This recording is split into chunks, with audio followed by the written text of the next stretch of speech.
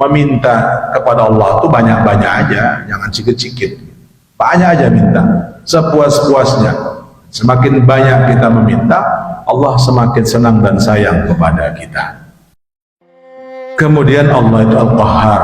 Al-Qahhar itu Al-Qabid, memegang dengan erat.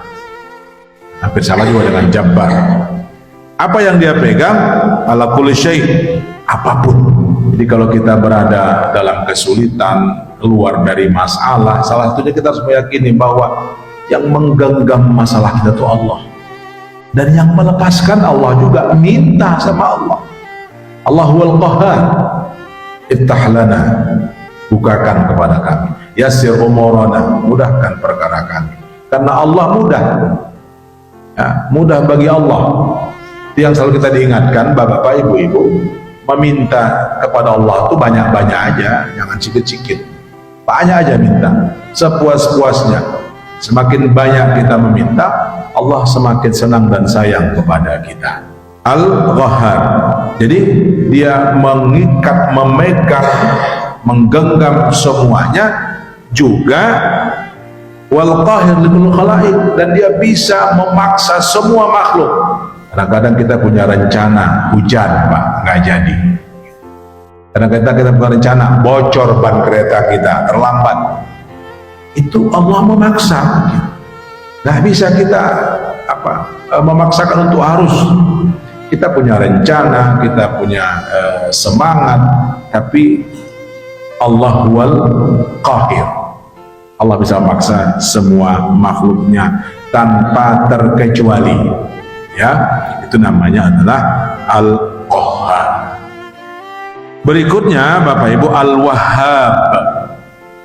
Al-Wahhab, wahaba itu dari hibah, memberikan. Ya, wahaba, memberikan, menghibahkan. Apa maksudnya wahab ini? Kasirun ni'am, banyak nikmatnya, karena emang dia banyak memberi, gratis semua. Ya, kasirun ni'am. Apalagi Bapak Ibu, daimul atai wal manna wal manan wal minan, mohon maaf, wal minan. Dia banyak memberikan pemberian dan nikmat-nikmat yang lain gitu. Itu Allah Al-Wahhab. Ya, buktinya ke diri kita lah gitu. Banyak yang kita terima, baik yang kita sadari atau tidak. Allah berikan kita banyak nikmat, banyak fasilitas, banyak kesempatan, terutama nikmat sehat dan sempat. Allahu Al-Wahhab, banyak nikmat diberikan kepada kita, pemberian yang cuma-cuma. Ya, itu Allah Al-Wahhab. Jadi mungkin ketika kita merasa sulit, ya, serasa kita miskin, paling miskin sama orang lain, coba ingatkan diri kita bahwa Allah itu Al-Wahhab, dan Allah telah banyak memberi kita nikmat. Yang utamanya nikmat yang tidak diukur dengan materi, ya, nikmat kesehatan dan kesempatan. Allah huwal Wahhab. Kemudian Allah huwar Razzaq. Razid, Ar-Razzaq itu sama, mubalaghah. Ar-Razzaq, maha pemberi rezeki. Kita berulang-ulang diingatkan bahwa rezeki bukan hanya cerita uang dan harta, tapi di situ ada nikmat kesehatan, ada nikmat kita diberikan uang, kesempatan untuk bisa berbuat amal saleh. Itu nikmat Bapak Ibu. Kita bisa sholat, kita bisa diluangkan waktu untuk baca Quran, bisa saum sunnah. Itu adalah rezeki dari Allah Subhanahu wa Ta'ala. Jadi jangan dipahami rezeki itu hanya cerita uang, tidak.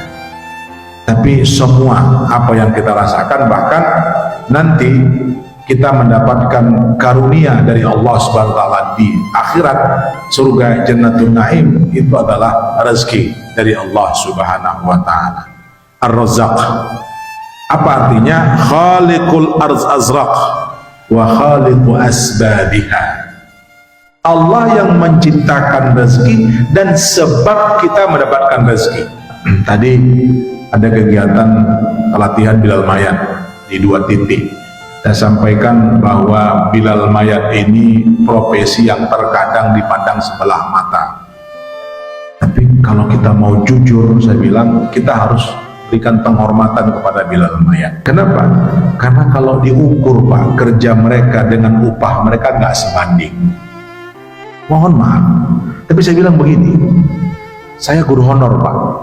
Kalau saya mau jujur, saya honor tuh 1 bulan kerja 6 kali 4, 24 hari. Biasanya kalau guru honor itu gaji 24 hari dimakan 7 hari habis, saya bilang.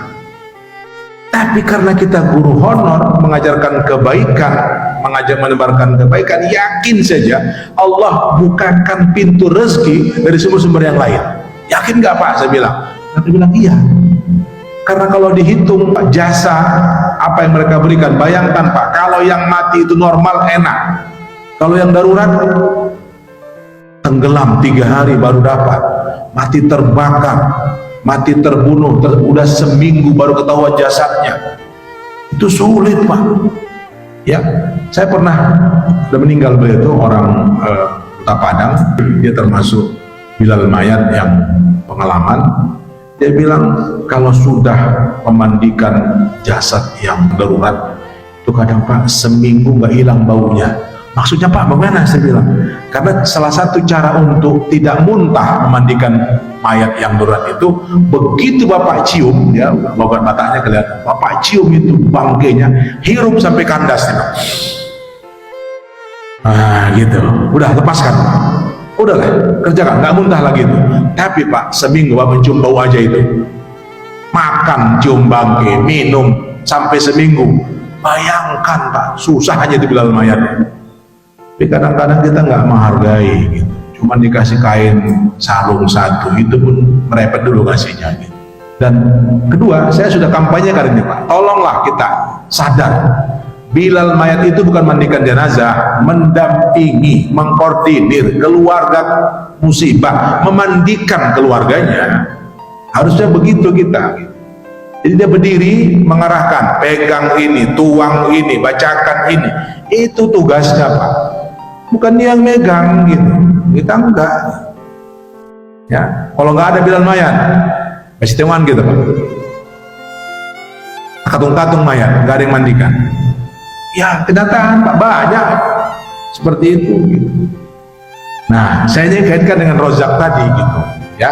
Jadi Allah memberikan rezeki dan sebab mendapatkan rezeki, sebab kebaikannya kepada orang lain dia tidak pamrih, dia nggak ngomel. Karena salah satu kode etik Bilal mayat, biar pecah di perut jangan pecah di mulut Pak. Subhanallah, itu nggak mudah gitu, nggak mudah. Maka yakin Allah itu Ar-Razzaq, Allah bukan memberikan rezeki saja, tapi menciptakan sebab-sebab kita mendapatkan rezeki. Harus yakin kita itu.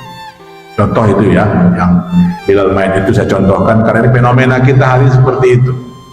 Syukurlah hari ini ada upaya pemerintah daerah itu untuk mengupayakan bahwa mereka diberikan BPJS tenaga kerja. Kalau tidak, itu bagian upaya lah untuk membuat mereka tersenyum ketika mereka bekerja, mereka di bawah naungan penguatan asuransi, walaupun itu belum tercover lah apa yang kita harapkan ya, mereka mendapatkan penghargaan. Nah, Allahu Ar-Razzaq, Allah itu memberikan rezeki, bukan hanya rezeki tapi juga sebab-sebab dia mendapatkan rezeki. Dan masing-masing kita, saya yakin pasti punya pengalaman bahwa rezeki itu memang tidak bisa disangka-sangka.